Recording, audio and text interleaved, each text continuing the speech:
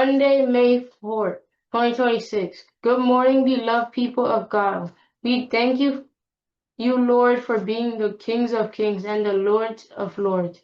We honor you for your presence in our lives and for guiding us daily through your word. Amen.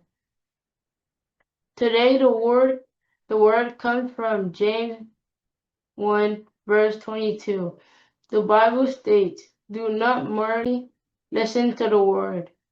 Do what it says."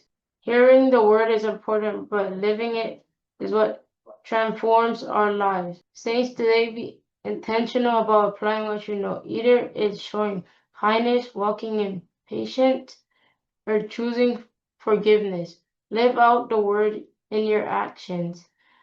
Let those that are close to you and those not close to the Lord see how He is working in your life. How God has blessed you for the better.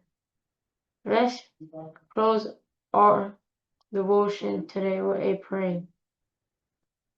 Lord God, help us not only to hear your word, but to live it out daily. Strengthen us to walk in obedience, and reflect your love in all we do.